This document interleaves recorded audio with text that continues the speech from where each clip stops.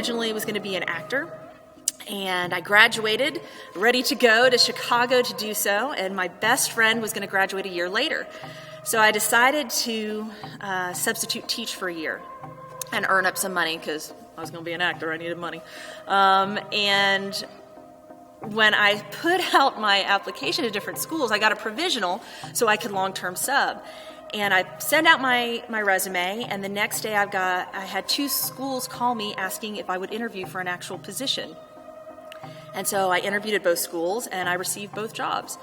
So I accepted the job at Pope High School as a temporary thing, and as time went on, I ended up loving teaching way more than I ever loved acting. And 19 years later, here I am.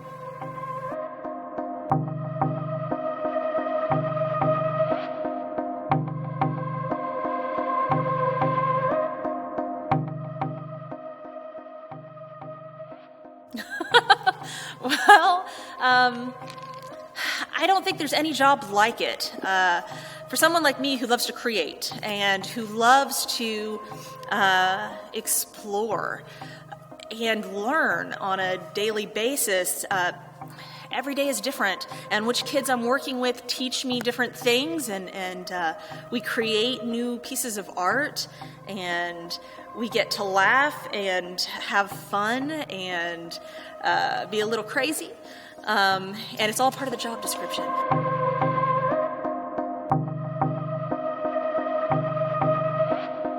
One Act is a competition between different high schools. We put up a play in 55 minutes. You have to put up your set, perform the play, and take down the set within that time limit. And for every 15 seconds you go over, 2 points is deducted from your score. So it gets very competitive, admittedly, and I, unfortunately, am a competitive person, as much as I try to fight that. But it's wonderful because everybody brings out their best, and you see some of the best plays, the best high school actors there, and it creates a community. I love putting together productions with my kids, and the best part about One Act is we get to share it with other theater students who really kind of get what we do, so they really understand the work and the dedication it takes, and to get to share it with other artists is the best part of One Act. Why did you choose You Can't Take It With You as our One Act show? You Can't Take It With You is a play that's near and dear to my heart. It's all about family and what's important in life. And so particularly at this moment in time, it's just one that really talked to me.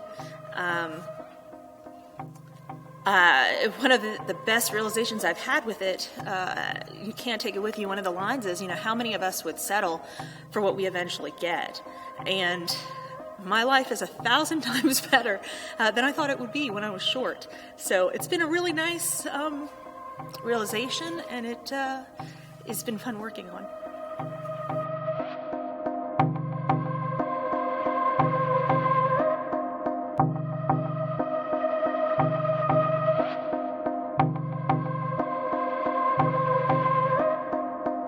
I think 2 of the biggest challenges from when I was short to even now is I actually have a rather crippling social anxiety and depression. So I, at this point in my life, have received help for it. But it is still something that surfaces regularly. But luckily, I have my students and my family who are wonderful support systems. And acting, for all of its years, helps quite a bit, because when you get into that spot, I just kind of act my way out of it. So.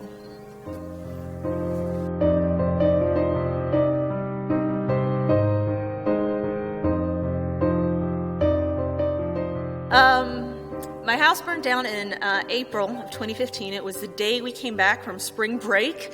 I finished rehearsal and was driving home. I called my husband to say, I'm going to go pick up the boys. And he went, our house is on fire. Come home. And hung up on me.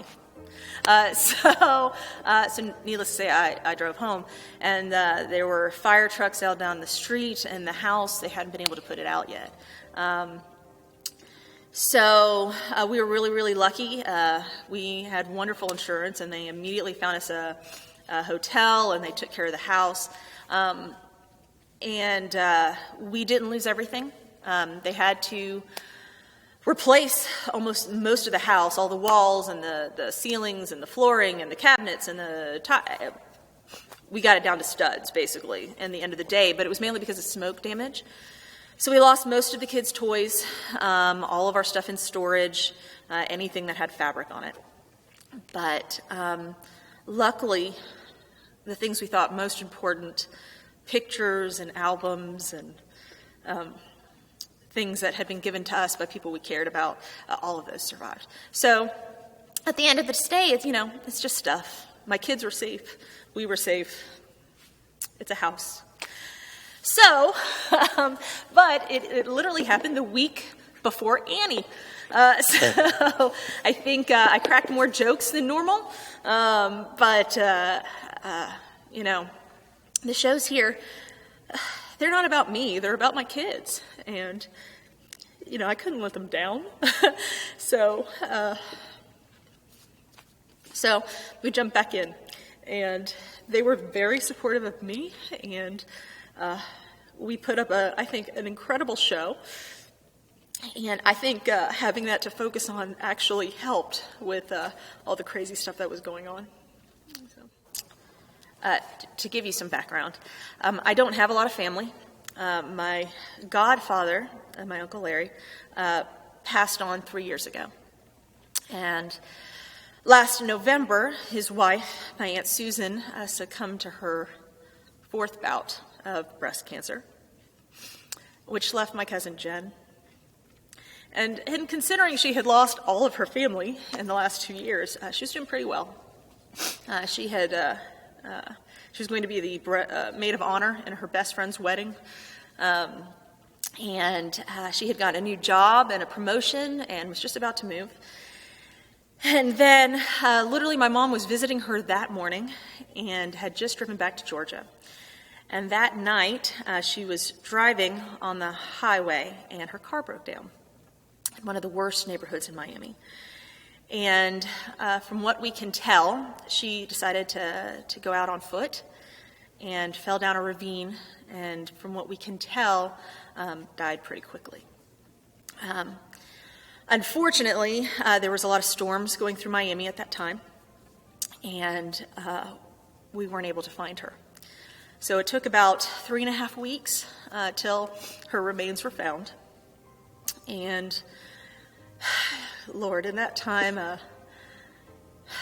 I think every nightmare possible went through our heads. But what we try to remember now is that pretty quickly she was with her family. And the pain was really ours, not hers. So I think that's, and I facing that this summer and thinking about family so much, that's the other reason I picked You Can't Take It With You.